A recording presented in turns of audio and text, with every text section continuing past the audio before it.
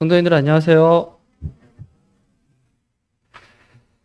오늘은 5번째 신약 시간이고요. 드디어 성경에서 가장 핵심적인 사건이자 모든 성경에서의 예언이 이루어지고, 그리고 성경의 클라이막스 부분에 대해서 간단하게 우리가 나눠보고자 합니다.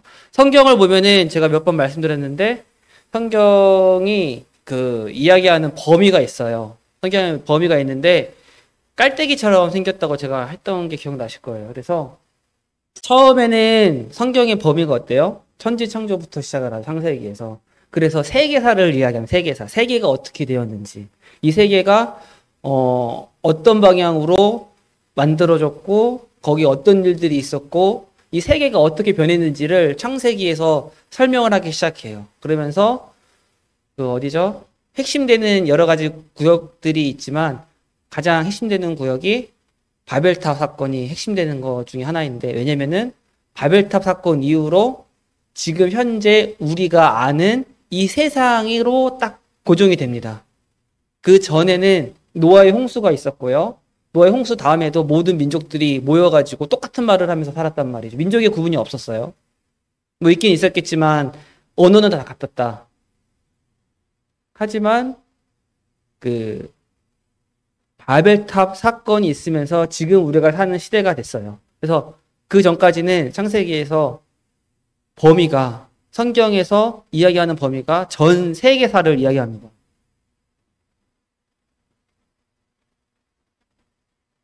그런데 창세기 12장이 딱 하나로 합쳐지죠. 갑자기 하나님이 포커스를 이만큼 크게 보고 전 세계에 대한 배경을 말씀하시고 그 가운데 사역하셨던 거를 말씀하시다가 한 명으로 포커스를 딱 맞춰버려요. 누구한테 맞췄어요? 네.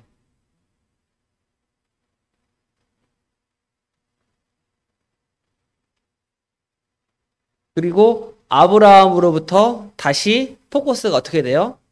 아브라함 한 명한테 맞춰졌지만 아브라함의 자손들 한 가문으로 확장이 다시 되고, 그리고 확장된 가문이 또 어떻게 확장이 돼요? 이스라엘 민족과 유대라는 나라들로 확장이 됩니다. 하나님께서 전 세계를 다 성경에서 말하지 않아요. 창세기 10장 이후부터는 전 세계에 대해서 말씀하시는 게 아니라 아브라함과 그의 자손들인 이스라엘 백성들에 대해서만 이렇게 얘기를 합니다.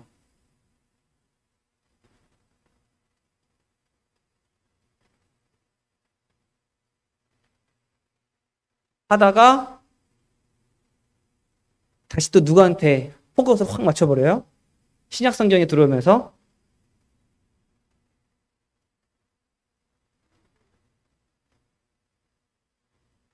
모든 성경의 포커스가 다시 이스라엘이라는 나라의 포커스를 맞추는 게 아니라 예수님이라는 한 인물에다 포커스를 딱 맞춰버려요. 다른 이스라엘에 있던 여러 가지 일들은 다 배경밖에 안 되고 온전히 예수님만 이야기하고 예수님만 볼 수 있도록 4명의 제자들이 사복음서에서 이야기를 하기 시작합니다. 그리고 예수님이 딱 돌아가시니까 어떻게 돼요? 다시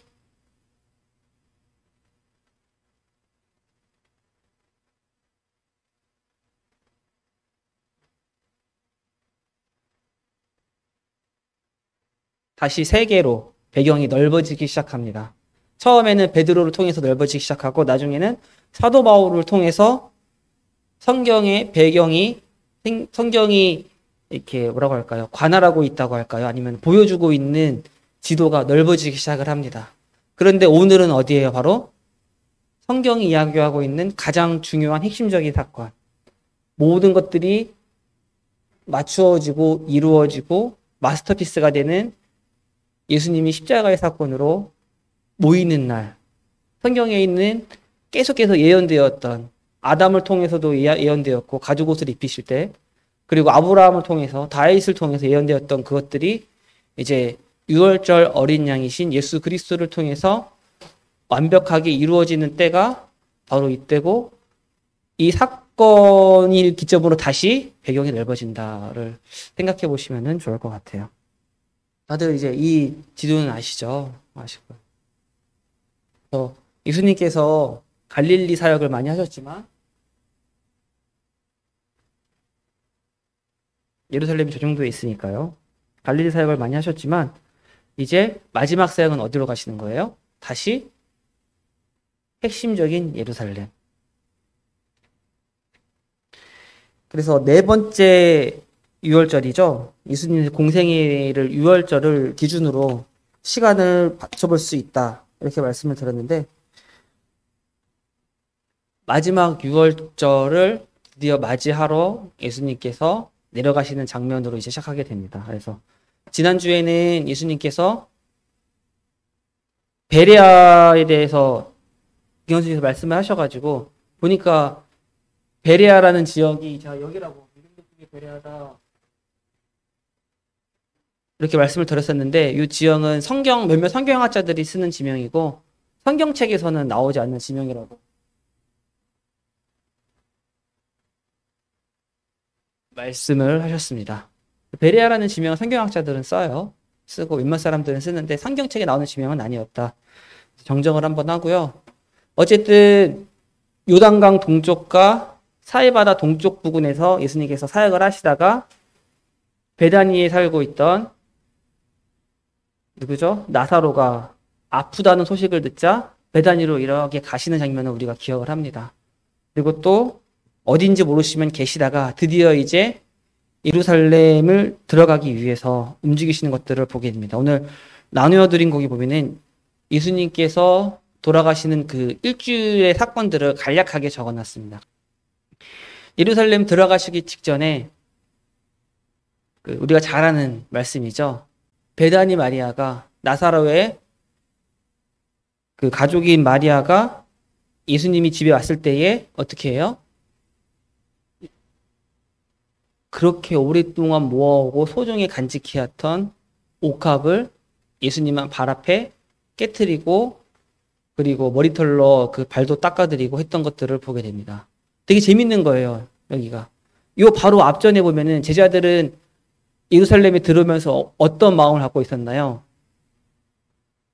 이제 드디어 우리가 한 자리 해먹을 수 있다.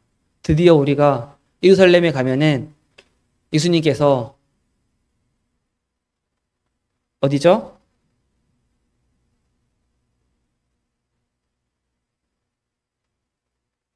(70인의) 제자를 미리 이쪽 예루살렘 부근 유대 지역과 요단강 동쪽 지역에 많이 파견을 하셔가지고 사람들한테 전도를 했단 말이죠. 70인의 제자들을 선택하셔가지고 파송을 하시고 그리고 그들의 보고도 받으시고 그러니까 제자들이 생각하는 건 이거예요. 드디어 우리가 세력을 제대로 키우는구나, 예수님께서. 70명의 제자들을 유대 땅으로 미리 다 보내가지고 밭을 다 일구시고 사람들을 불러 모으시는구나. 그러니까 요한과 야고보의 엄마인 이름이 기억이 안 나네. 이름이 안 나오는 것 같은데. 엄마가 와가지고 뭐라 그래요? 이제 당신의 나라가 유대인들의 나라가 회복이 되니까 우리 아들을 옆에다가 맡겨주세요 라고 제자들은 이렇게 얘기했단 말이죠. 하지만 우리는 알고 있습니다. 그 전에 3번이나 예수님께서 말씀하셨어요. 내가 거기서 고난받고 그리고 죽고 다시 살아날 것에 대해서 분명히 말씀하셨는데 제자들은 그거 생각 안 했던 거예요. 나는 그냥 가서 훌륭하게 한 자리 차지하게 될 것이다.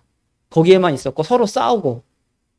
그런데 베다니에 있던 마리아는 예수님의 12제자가 아니었던 베다니에 있던 마리아는 권력을 잡을 만한 사람도 아니었던 이 여자는 알고 있었어요. 예수님이 뭐하러 가신다?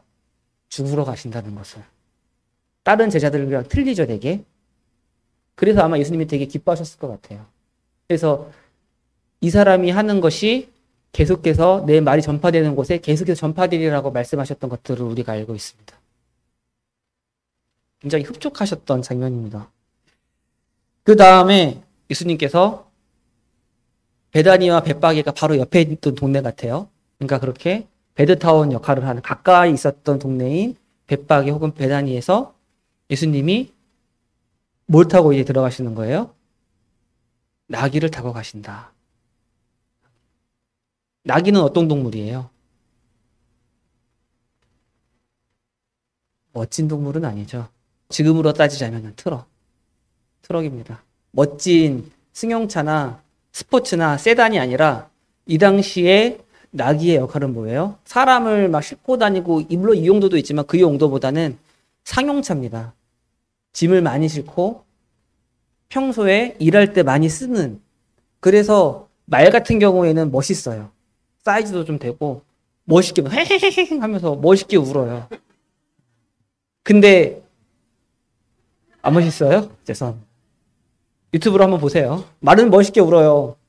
그래서 왕들이 원래 자신의 나라에 입성하곤 할 때는 항상 뭘 타야 돼요? 말을 타야 되죠. 가장 멋진 말, 가장 훌륭한 말, 멋있어야 되니까.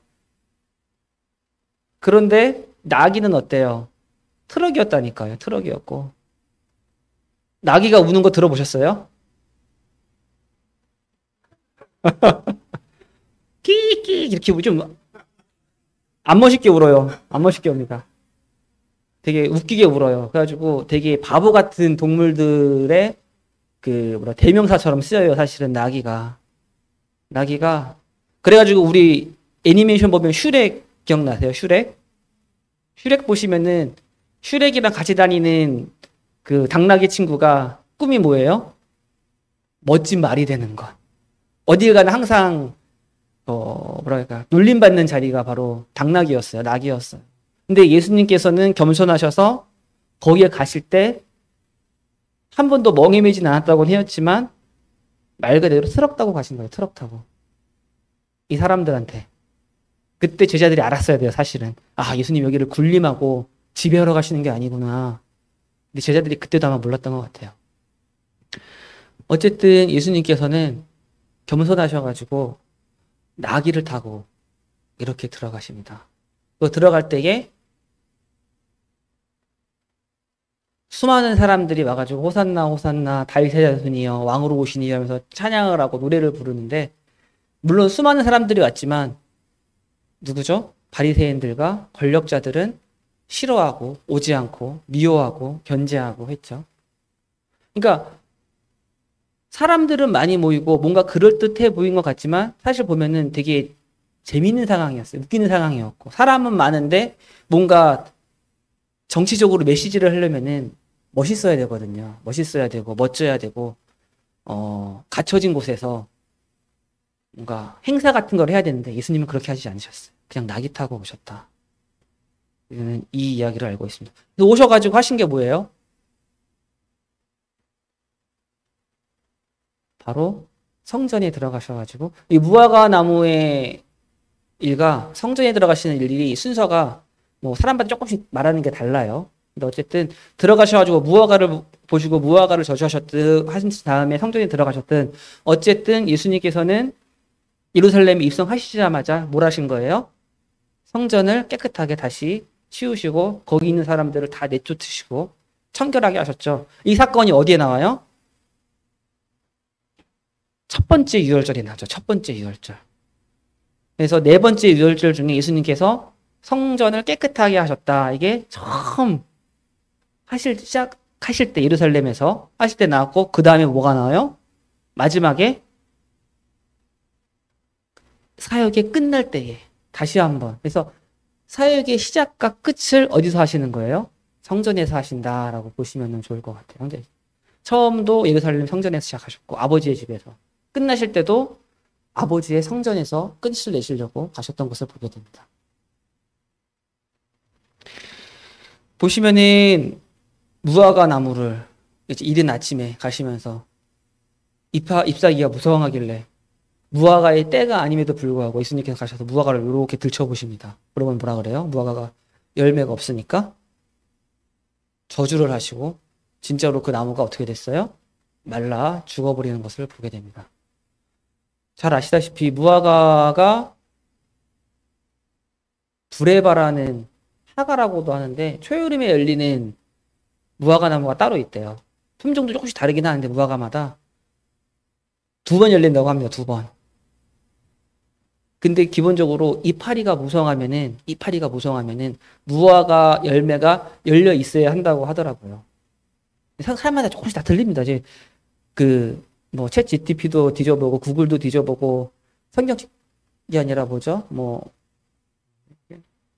주석도 뒤져보고 요 책도 보고 뒤져봤는데 말하는 게 다 틀려요. 다 틀려요. 알아서 취사 선택하시면 됩니다. 어쨌든 중요한 거는 잎사귀가 무성하다는 것은 그 가운데 안에 무화과가 있어야 된다라는 거는 다 동일하게 이야기를 하더라고요. 어쨌든 잎사귀가 무성했기에 무화과가 있어야 되는데 까고 봤더니 열매가 없었다. 그래서 우리가 이걸 보고 뭐라 그래요? 지금 현재 예수님께서 예루살렘에 들어오시자마자 첫 번째 행한 기적이 이 기적이죠. 뭐예요? 마지막 죽기 전에 예루살렘 오시자마자 한 기적. 무화과 나무가 죽은 것. 많은 시사점을 보여줍니다. 너희들이 바리새인과 서기관들이 나름대로 어떻게 해요? 잘 먹고 잘 사는 것 같았고 그리고 성전에서 인기를 구가하고 유월절에 사람들이 예루살렘에 많았어요? 적었어요? 엄청나게 많았죠. 오순절제는 어때요? 그때도 사람들이 엄청나게 많았죠. 겉으로 봤을 때는 예루살렘 사람, 이스라엘 백성들이, 유대 사람들이 하나님의 말씀을 잘 지키는 것 같을까요? 못 지키는 것 같을까요? 보기에는 잘 지키는 것 같았어요. 6월절 되면은 모든 일가 친척을 다 이끌고 예루살렘에 제사 드리러 가고 모든 민족들이 그것도 저기 멀리 있는 유럽에서도 오고 흩어져 있었던 이집트에서도 오고 동방에서도 오고 소아시아 터키에서도 6월절을 지키기 위해서 왔던 사람들인데 그리고 이렇게 비록 정치적으로는 탄압될지언정 종교적으로는 열심히 있었던 사람들인데 막상 열매가 없었다. 너희들은 어떻게 된다 그래서 여기 있을 필요가 아니라 여기에서 번성해 보이는 것 같지만 번성하는 게 아니다라는 것들을 이 무화과 나무를 통해서 들어가시자마자 예루살렘 입성하시자마자 그 일이 벌어지게 되는 것을 보게 됩니다. 그리고 이제 마태복음 21장 23절을 보시면은 예수님에 대해서 뭐해요? 공격을 세세하게 들어가죠. 예수님이 오셨으니까 바리새인들과 서기관들이 예수님을 공격을 계속하는 거예요. 너는 하나님의 아들이라고 하는데 하면서 되게 재밌는 거 데나리온을 가지고 와가지고 이거 세금 내야 돼요? 안 내야 돼요? 로마한테 세금 내야 돼요? 안 내야 돼요? 라고 물어보는 장면 기억하시죠? 자, 다들 아실 겁니다.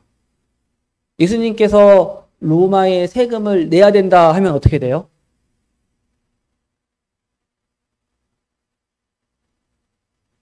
바리새인들이 데나리온을 가져왔어요. 이거 세금 내야 돼요? 말아야 돼요? 예수님 딱 물어봅니다. 바리새인들이랑 서기관들이 와서. 예수님이 세금 내야지 하면은 어떤 일이 벌어져요? 야, 예수님이 로마한테 세금 내라고 했다. 로마의 끈앞풀이다. 우리 유대인들을 좋아하는 줄 알았는데 아니다. 하면서 예수님의 인기를 확 줄일 수 있는 절호의 기회죠. 그럼 반대로 로마한테 세금 내면 안 되지라고 얘기하면 무슨 일이 벌어져요? 맞습니다.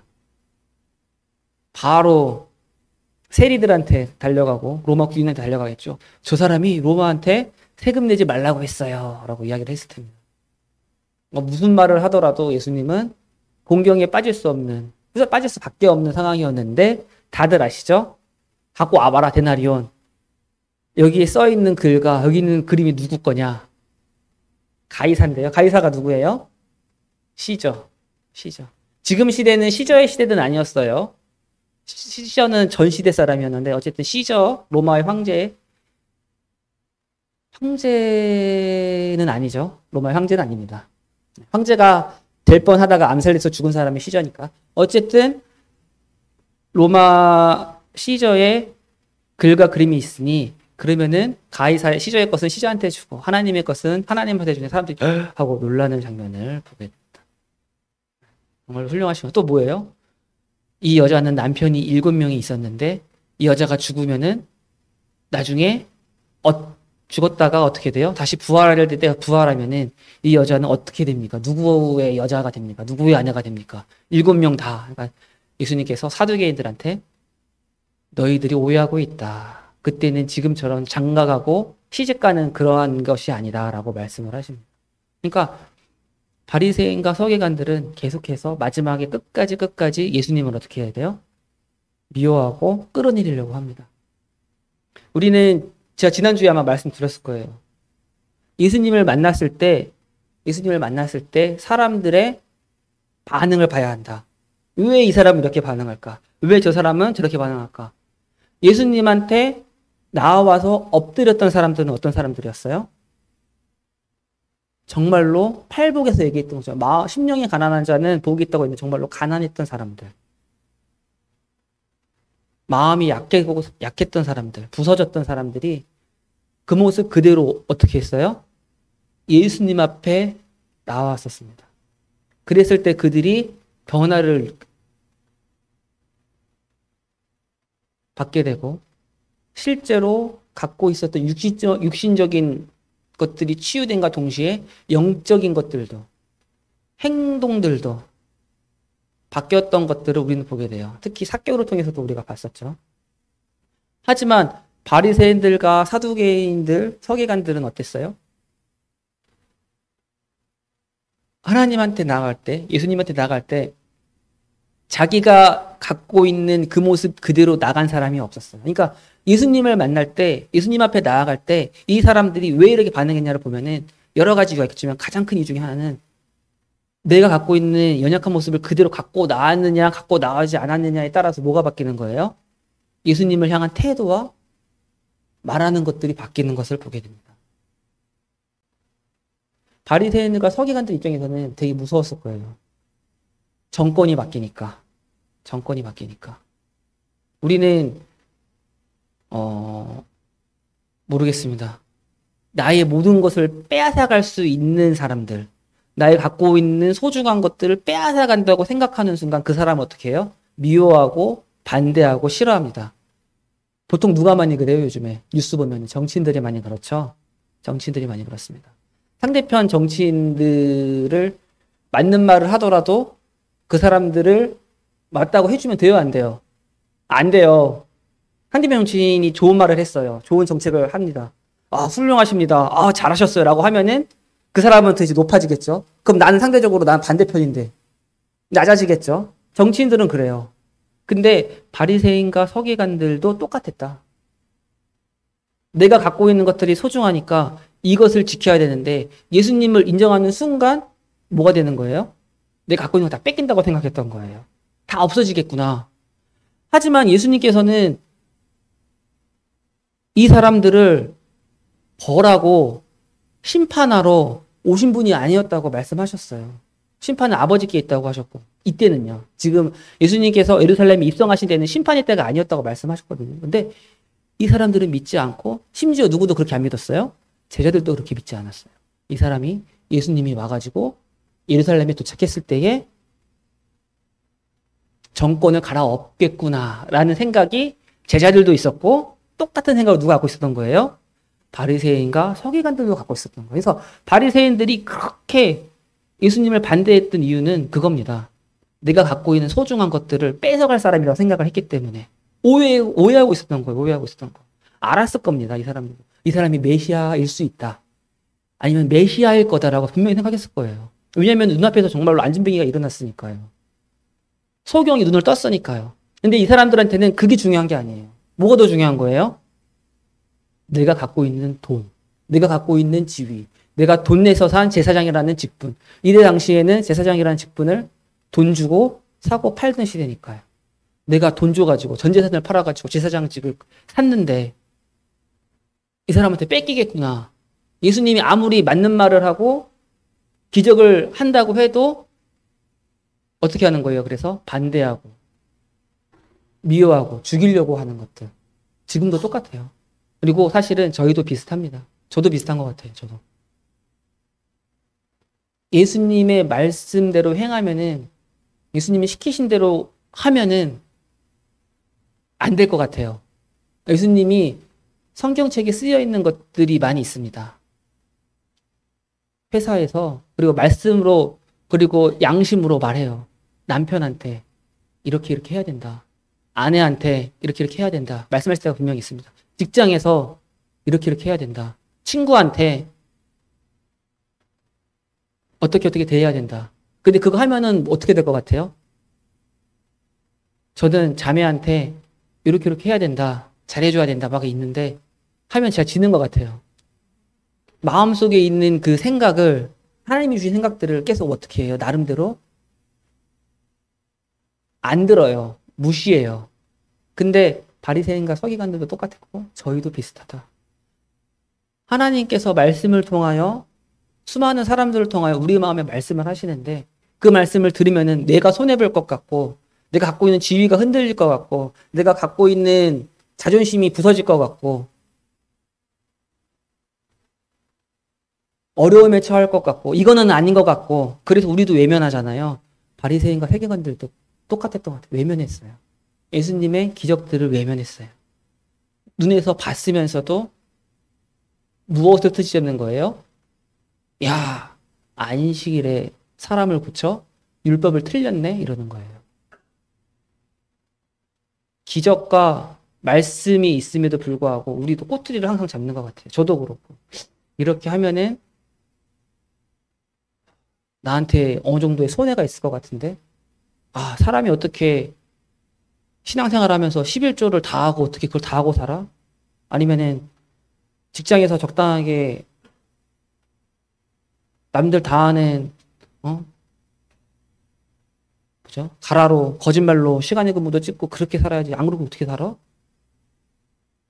근데 바리새인들도 똑같았고 우리도 비슷한 것 같아요. 마음속에 있는 것들이, 예수님을 무시하고 회피하고 싶어하는 것들이 마음속에 가득히 있는 것들을 누구를 통해서 보냐면은 바리새인들과 서기관들을 통해서 보게 됩니다. 우리 마태복음 26장 5절 한번 볼까요? 마태복음 26장 4절부터 한번 읽어보겠습니다. 예수를 흉계로 잡아 죽이려고 의논하되 말하기를 밀란이 날까 하노니 명절에는 하지 말자 하더라 라고 되어 있습니다. 처음에는 이렇게 예수님한테 당했어요. 이 제사장들이, 서기관들이 당했습니다. 예수님은 어떻게든 넘어뜨리려고 했는데 반대로 당했죠. 그러자 이 사람들이 죽이자. 도저히 안 되겠다. 근데 처음에는 어떻게 되냐면 6월절에는 명절이죠. 지금 명절에 시작하고 있는 때죠. 명절에는 죽이지 말자. 인기가 많으니까 죽이면 큰일 난다 라고 했습니다. 근데 그렇게 얘기한 다음에 무슨 일이 일어나는 거예요? 베다니 나병 환자 시몬의 집에 계실 때에 한 여자가, 마리아가 와가지고 예수님한테 옥합을 깨트려서 향유를 붓고, 그것을 본 누가? 제자 유다가. 그래서 그 6절에 보시면은 예수님의 머리에 향유를 붓는 장면이 나오고, 쭉 넘어가서 14절 볼까요? 14절. 마태복음 26장 14절. 그때의 12 중에 하나인 가룟 유다라 하는 자가 대제사장들에게 가서 말하되 내가 예수를 너희에게 넘겨주리니. 가룟 유다는 자기가 예수님을 배반해야 되겠다고 언제 마음 먹은 거예요? 요때. 예수님한테 장사 지낸다고 향유를 부어서 그때에 가룟 유다가 예수님 배반하리라 하고 제사장들한테 갔고, 원래 제사장들은 예수님을 유월절이 다 지나가고 사람들이 다 없어진 다음에 그 다음에 죽이려고 했지만 가룟 유다가 배반하고, 가룟 유다가, 우리는 다 알고 있죠. 그 금요일 아니죠. 목요일 날 밤에 그 만찬, 마지막 만찬 때에 빠져나가서 누구를 불러와요? 대제사장들한테 얘기해서 불러오는 장면을 알 수가 있습니다. 그러니까 대제사장들과 예수님을 잡아 죽이려고 했던 계획이 수정이 된 거죠. 수정. 누구 때문에? 가룟 유다 때문에 수정이 됐습니다. 그런 것도 볼 수가 있고요. 드디어 이제 죽으시기 전날 밤, 목요일 밤이 시작이 됩니다. 요한복음에 보시면은 요한복음이 이제 13장부터 이 장면이 시작되는데 요한복음 21장까지 있습니다. 그러니까 거의 절반에 가까운 내용을 마지막 밤, 그리고 죽으심, 부활에 대해서 말씀을 하고 있는 복음서가 요한복음이다라고 이야기할 수가 있고요. 그래서 요한복음에 아마 사도 요한은 예수님께서 마지막에 말씀하셨던 그게 너무 기억에 많이 남았던 것 같습니다. 세세하게 다 기록을 해놨어요. 언제 했던 말들을 마지막 만찬 때에 하셨던 기도, 제자들을 위해서 했던 말들, 포도나무에 대한 비유, 그리고 제자들에 대한 염려에 대해서 말씀하셨던 것들을 세세하게 사도 요한이 요한복음을 통해서 적어놓은 것들을 보게 됩니다. 우리 최후의 만찬 아마 들으셨을 거예요.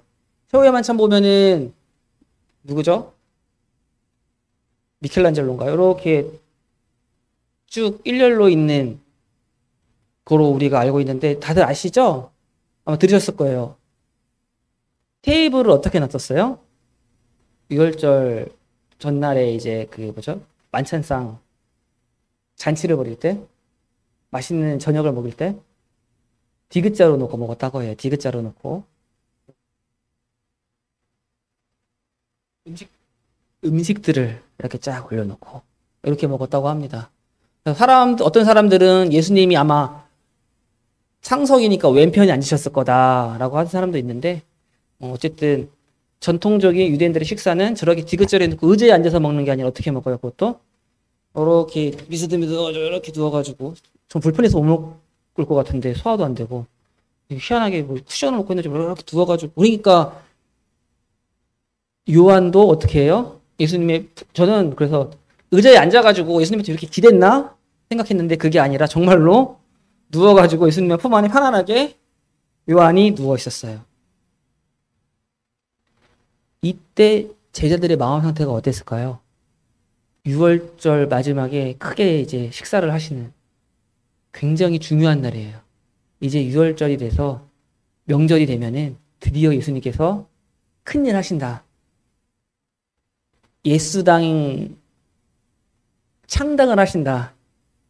창당 전 핵심 멤버들 모아놓고 밥 먹는 거다라는 생각 아마 했었을 거예요.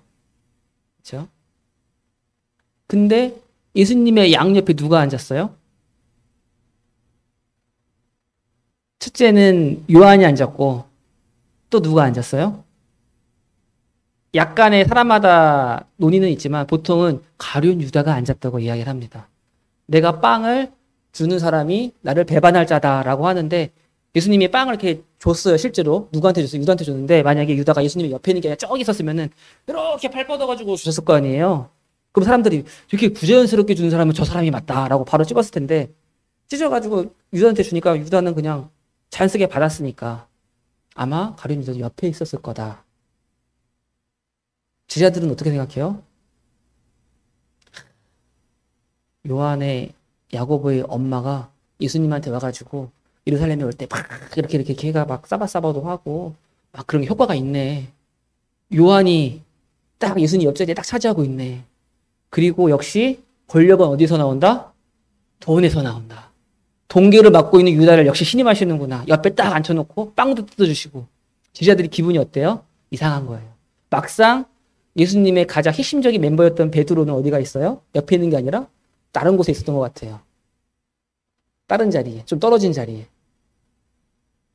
제자들의 기분이 이상한 거죠. 그때 예수님께서 뭘 하신 거예요? 그때 수건과 대야를 갖고 오셔가지고 뭘 하신 거예요? 제자들의 발을 씻어주신 겁니다. 그때. 분위기 이상할 때. 자리 배치할 때. 우리 모임은 안 그럽니다만 큰 교파교회 가면은 자리 배치 되게 중요하게 생각합니다. 자리 배치 되게 중요하게 생각해요. 그래서 이쪽에도 이렇게 큰 무슨 목사님들 앉으시는 멋진 무슨 좌석 같은 의자 있잖아요. 거기에 누가 앉느냐가 굉장히 중요합니다. 맞습니까? 제자들도 그랬어요. 예수님이 나는 분명히 여기 고난받으러 가고 죽는다고 이야기를 했음에도 불구하고 제자들은 그때까지도 내가 저 자리에 앉아야 되는데 예수님 옆자리에 앉아 핵심 멤버가 됐는데 핵심 멤버가 못 됐다고 막 속으로 그러고 있었을 거예요. 그때 예수님께서 하신 게 뭐예요? 너희들도 나처럼 무엇을 해라? 발을 씻어줘라. 발을 씻어줘라. 발 씻으려면 어떻게 해야 돼요? 엎드려야 됩니다. 서서는 못 씻어줘요. 상대편은 앉아있고 나는 엎드려서 수건을 갖고 오고 물을 갖고 와서 그 사람의 발을 씻겨줘야 됩니다. 너희들이 지금은 생각하고 있는 거 잘못됐다. 너희들이 지금 갖고 있는 생각이 잘못됐다. 내가 그렇게 말하지 않아. 그 전에도 이야기하셨죠. 예루살렘 오기 직전에도 세상에 있는 권세자들은 높은 자리에 앉아서 너희들을 임의로 움직이지만 높아지고자 하는 사람은 낮아질 것이다라고 얘기하셨단 말이에요. 근데 아무도 예수님께서 이 만찬자리에 오셔가지고 밥을 드실 때에 발 씻을 물을 준비하고 발을 닦아줬어요? 안 닦아줬어요? 아무도 안 닦아줬다니까요. 우리 그 베다니에 있던 누구죠? 베다니 마리아가 예수님의 발을 이렇게 닦아줬던 것들을 보게 됩니다. 그때 예수님도 말씀하셨어요. 내가 너희 잔치집에 왔는데 나에게는 발 씻은 물도 갖다 주지 않았지만 이 여자는 옥합으로 내 발을 씻어준다라고 말했던 걸 우리가 기억합니다. 그런데 제자들은 어떻게 했어요? 와가지고 아무도 발을 닦아주지 않았어요. 그래서 교회에서도 항상 남들이 하기 싫어하는 것들을 하고 있는 사람이 가장 높은 사람입니다. 남들이 별로 없어 보이는 것들을 하는 사람이 가장 지저분하고 가장 없어 보이는 것들을 하는 사람이 가장 하나님께서 높게 보시는 사람입니다. 그게 하나님의 뜻이죠. 오히려 저처럼 앞에 나와 있는 사람은 하나님이 이렇게 크게 보시지는 않을 것이다 라는 말씀을 지난주에 한번 한 적이 있었는데 이때 다시 한번 보여주신 것 같아요. 교회 안에서 보이지 않는 곳에서 항상 낮은 곳에서 아무도 모르지만 일하고 있는 그런 사람들이 있으니까 그래서 우리는 알고 있어요. 교회에서 지체들이라고 우리가 얘기를 하죠. 몸의 각 지체들이다. 눈에 보이는 지체들은 중요한 것 같지만 안 중요합니다. 눈 없어도 살아요? 못 살아요? 살 수는 있어요. 코 없어도 콧구멍만 있으면 숨 쉬고 살 수 있습니다. 다리에 없어도 살 수는 있어요. 엄청 중요하지만 살 수는 있다고요. 근데 눈에 안 보이는 간이 없어지고 심장이 없어지고 창자가 없어지면 바로 죽습니다. 그래서 우리가 진짜 소중하게 여기는 것들이 무엇인지 평소에는 우리가 간이나 이런 거 신경 써요? 안 써요? 안 쓰죠. 뭘 신경 써요? 보통 이제 막 운동 막 열심히 하면서 근육 만들면은 팔이 뭐 좋아졌다, 어깨가 안 좋다, 뭐 이런 얘기 하지만 평소에 뭐 폐가 안 좋아요, 뭐 이런 얘기 잘 안 하잖아요. 근데 정말로 중요한 게 무엇인가? 보이지 않는 것이 중요하고 티 안 나는 것이 중요하고 그래서 좋은 교회, 훌륭한 교회, 하나님께서 기쁘게 받으시는 교회, 하나님이 거하시기를 원하는 교회들은 어떤 교회들이에요? 안 보이는 곳에서 일하시는 분들이 주님 안에서 잘 서 있는 교회. 오히려 그런 교회. 겉으로 보이는 것도 중요하지만 그러한 것들이 잘 보이려면 어떻게 해야 돼요? 속에 있는 것들이 더 중요하다는 것을 우리가 알고 있잖아요. 그래서 뭐 속이 안 좋으면 피부에 트러블이 나는 것처럼 어쨌든 그렇습니다. 제자들의 발을 씻기셨다. 그리고 이제 성찬식을 하시고 다들 아시는 그리고 이제 여러 가지 포도나무 비유 아까 얘기했던 대로 여러 가지 이야기들을 하셨던 것을 요한복음에 자세하게 적어놨습니다. 그리고 갈람산이 있는데 갈람산에 또 겟세마네 그러니까 갈람산이라는 산이 있는데 옆에 겟세마네라는 동산이 있었다 이렇게 생각하시면 됩니다. 갈람산이라는 산 줄기 안에 겟세마네 동산이 있었는데 겟세마네에 가셔가지고 이제 뭐 하신 거예요? 땀이 피가 되도록 뻘겋게 되도록 기도하셨다라는 사실을 우리가 알고 있습니다. 예수님이 왜 이렇게 괴롭고 슬퍼하셨을까요? 여러 가지 이유가 있겠지만 가장 큰 이유는 그거 같아요.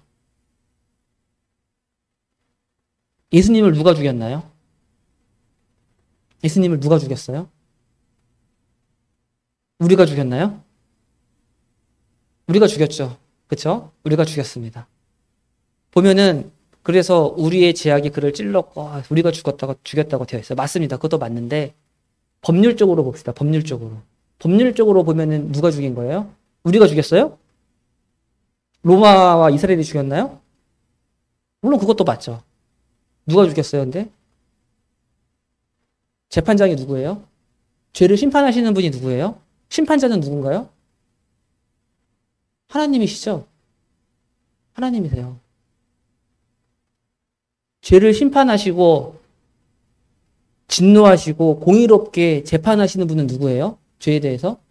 하나님이십니다.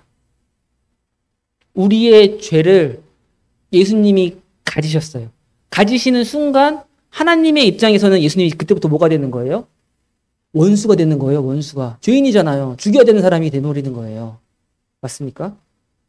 예수님의 입장에서는 가장 사랑하는 존재, 가장 내가 기뻐하는 존재, 그와 함께 있는 것마다 너무 행복했던 존재한테 이제 뭐가 되는 거예요? 버림받게 되는 거거든요. 버림. 미움을 받고 원수가 되는 거죠. 뭐 때문에? 죄 때문에. 죄가 그렇게 무섭습니다. 우리가 물론 죽인 것도 맞지만 법률적으로 봤을 때는 그렇습니다. 누가 죽인 거예요, 예수님을? 어떻게 보면은 하나님이 버리시고 죽이신 거예요. 재판장이시니까. 너 사형하고 땅땅땅 때렸으니까 돌아가신 거지. 십자가에서. 하나님이 너 사형하고 땅땅땅 재판 판결 안 내렸으면 예수님이 죽었을까요? 안 죽었을까요? 안 죽었죠. 죽을 수가 없었죠. 재판장이 사형 판결을 안 내리셨는데 하나님께서 신께서 창조주께서 너 죽어 하고 심판 판결을 내리셨기 때문에 예수님께서 십자가에 죽으셨다. 예수님께서 왜 이렇게 슬퍼하셨나? 여러 가지 이유가 있죠. 가장 큰 이유는 그거 같아요. 가장 사랑하는 사람한테 어떻게 되는 거예요? 이제 버림받을 걸 아셨으니까. 물론 이제 십자가에 달리면은 찔리고 아프고 막 때리고 막 온몸이 찢겨 나가고 그것도 아셨겠지만 그래서 그것도 많이 힘드셨겠지만 그것보다 뭐가 잘 힘드셨을까 좀 생각해 보면은 그 지점이 가장 힘들었을 것 같아요. 사랑하는 아버지한테서 내가 이제 버림받는구나. 그러니까 이 십자가의 사역이 얼마나 괴롭고 얼마나 대단하고 얼마나 위대한지 우리가 알 수 있어요. 하나님 입장에서도 가장 사랑하는 아들을 그때만은 이제 뭐가 되는 거예요? 세상에서 가장 미워하는. 왜냐면은 세상에 있는 모든 죄를 지고 가는 어린 양이 되어버렸기 때문에 세상에 있는 모든 죄를 다 뒤집어 써버렸던 상태였기 때문에 예수님은 그때부터 하나님의 사랑하는 독생자 아들이 아니라 뭐가 되는 거예요? 원수가 되어버리는 거니까. 법적으로는 맞죠, 이게. 도의적으로는 우리가 준 게 맞지만 어쨌든 그렇습니다. 그렇기 때문에 그 사실을 우리가 생각하면 너무 감사가 되는 거예요. 이렇게까지 하셨구나, 하나님께서. 이렇게까지 우리를 사랑하셨구나. 그 다음에 이제 우리가 아시는 것처럼 가룟 유다가 제사장들을 데리고 오고 제사장들이 원래는 명절이 끝난 다음에 죽이려고 했다가 야, 지금이 기회다. 예수님이 사람들 사이에 이렇게 있는 게 아니라 제자 몇몇만 데리고 아무도 없는 곳에 깜깜한 데 나가 계셨더라. 납치하듯이 데려가면은 밀란이 안 날 거다라고 해서 우르르 와가지고 드디어 예수님을 잡아가고. 그래서 재판을 어디를 끄고 다니면 6군데를 끄고 다녀요. 6군데를. 표 정리를 해놨죠. 처음에는 대제사장 가야바의 장인인 안나스의 집으로 갔던 모습이 누가복음에 나옵니다. 그리고 안나스 집에 갔다가 대제사장 가야바의 집에 갔다가 그 다음에 어떻게 돼요? 공회로 갔다고 되어 있습니다. 공회가 어디입니까? 산헤드린 공회죠. 거기로도 끌려가십니다. 그러니까 예수님이 고생을 하셨죠. 그 짧은 밤 동안 고생하셨어요. 하루 밤 동안 일어난 일입니다. 이 일들이 다. 그리고 갔다가 공회에서도 죽일 권한이 있어요? 없어요? 없으니까 누구한테 보내는 거예요? 빌라도한테 보내고. 빌라도는 받았는데 죽여도 불안한 거예요. 아니까. 이 사람 죽이면은 밀란이 날 것 같은데 큰일 났네. 어떡하지? 내가 괜히 죽였다가 독박 쓰는 거 아니야? 밀란 나면은? 알고 봤더니 예수님이 어디 사람이야? 갈릴리 사람이네?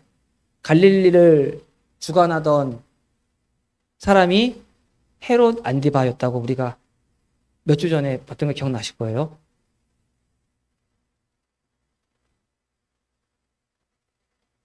이 정도 지역을 헤롯 안디바가 다스리고 있었고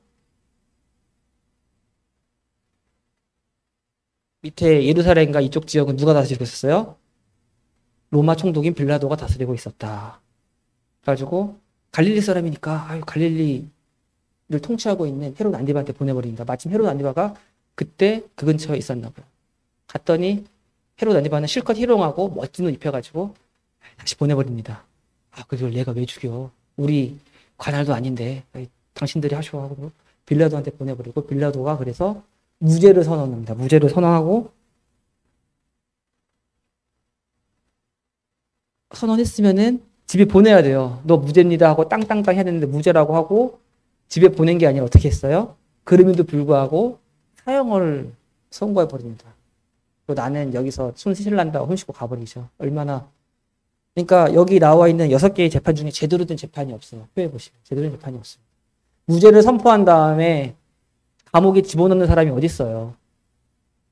난리가 날 겁니다. 당신은 무죄입니다. 대법원장이 당신은 무죄입니다. 하지만 감옥에 들어가세요. 말이 안 되는 거잖아요. 그렇게 해버렸어요. 예수님이 죽으셨습니다. 그래서 보시면은 이렇게 밤을 샜어요. 밤이 새도록 이런 일들이 일어나고 아침 9시쯤에 이제 밤을 다 새고 꼬박 새고 엄청 피곤했을 거예요. 꼬박 새고 9시에 이제 십자가에 달리셨고 오후 한 3시쯤에 이제 돌아가시고 어떻게 해요? 안식일이 언제부터 시작되죠? 금요일 날 밤부터 시작됩니다. 금요일 날 해가 진 다음부터 시작이 돼요. 언제까지? 토요일 날 해질 때까지. 그러니까 안식일에 일하면 안 되니까 일을 어떻게 해야 돼요? 빨리 안식일 시작하기 전에 허겁지겁 하게 됩니다. 몇 시간 안 남았으니까 해질라면 오후 3시니까 허겁지겁 내려가지고 정신없이 아리마대 사람 요셉의 그 무덤에 집어넣고 장사를 허겁지겁 지냅니다. 정신없이. 제대로 못했을 거예요. 장사를. 빨리 끝내야 되니까. 안식일이 되기 전에. 그러니까 나중에 이제 부랴부랴 누가 오는 거예요. 뭐 막달라 마리아랑 뭐 예수님의 엄마랑 뭐 이렇게 여자들이 와가지고 살로메랑 와가지고 제대로 장사를 지내야겠다. 허겁지겁 막 제대로 뭐 싸지도 않고 향품도 제대로 안 넣었으니까 향품 다 챙겨가지고 언제? 금요일 날 돌아가시고 토요일 날이 지난 다음에 그렇다고 토요일 날 저녁에 이제 안식일이 끝납니다. 토요일 날 밤에 갈 수는 없잖아요. 그러니까 일요일 날 아침에 예수님을 제대로 장사를 못 지냈으니까 제대로 장사 지내드리자고 갔더니 거기서 이제 예수님이 없는 거를 보고 천사를 보게 되고 예수님을 만나고 요한과 베드로가 막 달리기를 해가지고 누구죠? 요한은 무서워가지고 무덤에 못 들어갔어요. 이렇게 해가지고 있나 없나? 없네. 베드로는 들어가가지고 세마포랑 그거 한번 떠들러보고 거기서 제자 그 요한과 베드로가 예수님을 만났나요? 못 만났습니다. 여자들만 만났어요. 이것도 참 재밌는 것 같아요. 앞에서 일하는 형제님들이 되게 중요한 것 같죠? 중요합니다. 중요한데 사실 교회의 핵심은 뭐예요? 자매님들이 정말 중요하신 것 같아요. 예수님이 죽을 거를 알고 향품을 미리 준비했던 베다니에 있던 마리아가 있었고요. 그러한 것들을 보셨는지 몰라도 가장 먼저 예수님부터 누가 봤어요? 여자들이 먼저 봤습니다. 그 다음에 이제 다락방이 갑자기 뿅 하고 나타나셨다가 또 뿅 하고 사라지시고 그리고 또 엠머에 가는 두 제자한테 뿅 하고 나타나셨다가 뿅 하고 사라지시고 갈릴리로 갔더니 갈릴리에서 뿅 하고 나타나셨다가 이제 뿅 하고 사라지시는 것들이 계속 반복이 돼요. 그러다가 예수님께서 이제 맨 마지막에 베다니 부근에서 승천하시는 것을 우리가 알 수 있습니다. 간단하게 쭉 정리를 해봤는데요. 여기 보시면은 4번 부활 해가지고 밑에 보시면 동그라미로 1, 2, 3, 4, 5 해놨는데 예수님이 제자들한테 나타나신 것들을 세봤어요. 5번이더라고요. 하나, 둘, 셋, 넷, 5번 나타나셨다. 5번 나타나실 때는 승천하실 때 나타나셨겠죠. 당연히 5번은 나타나셨습니다. 그리고 그때까지도 예수님이 살아있을 줄을 의심하고 도마처럼 의심하고 그랬었다라는 사실을 우리가 알고 있습니다. 그래서 이렇게 간단하게 이 큰 기사를 우리가 봤습니다. 기도하신 다음에 오늘 시간을 마치도록 하겠습니다.